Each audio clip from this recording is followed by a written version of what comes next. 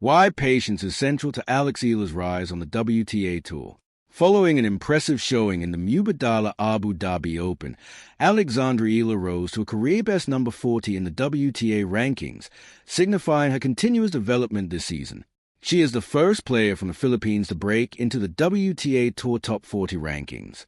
But alongside that improvement is a challenge to remain among and be on par with the best female tennis players in the world. Eala had a chance to showcase her wares on the biggest stage at the Qatar TotalEnergies Open, but she struggled in her first WTA 1000 tournament of the year. The Filipina slipped to a first-round exit in Doha at the hands of Tereza Valentova of Czechia, losing in straight sets 6-7, 6-8, 1-6. The opening set was tightly contested, with Eala and Valentova trading stretches of control. Valentova struck first, breaking early and consolidating for a 2-0 lead, but Eala responded by sharpening her service games and stepping up on return. Eala reeled off 4 straight games that featured 2 breaks to lead 4-2, but Valentova halted a run, then claimed a timely break in the 8th game to level the set at 4-4. Neither player blinked from there, holding serve through 6-6 to force a tiebreak. Valentova surged to 6-3 in the breaker, but Eala showed resolve to save all 3 set pieces and draw level. Valentova steadied, however, and won the next 2 points to close out the set. The 18-year-old Czech built on that momentum and won the first 5 games of the second set, en route to claiming the victory.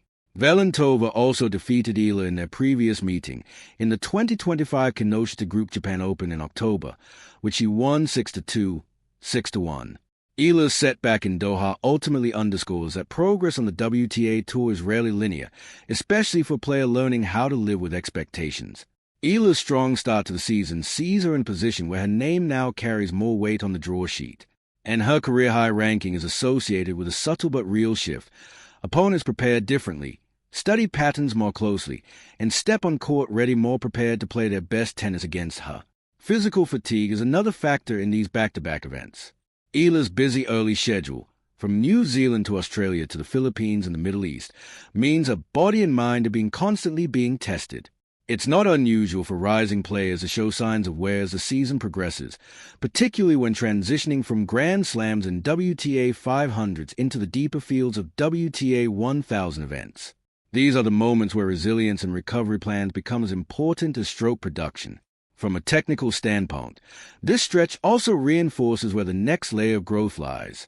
Eala has proven she can compete from the baseline and absorb pace against elite players, but holding serve consistently under pressure remains a key separator at the top level. Against the tour's best returners, first serve precision and variation become non-negotiable.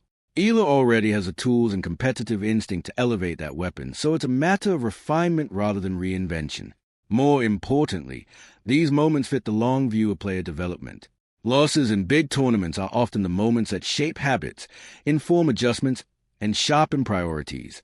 Learning how to handle being scouted, how to pace a season, and how to reset after tough weeks are skills that top players acquire over time. For Eala, both internal and external patience will be crucial as she continues to build towards sustained success. The defeat in Doha will see her drop at least 3 ranking spots, with Valentova among the players to rise past her, but the Filipina has a strong support system, so such setbacks should become part of the process rather than a setback to her long-term potential.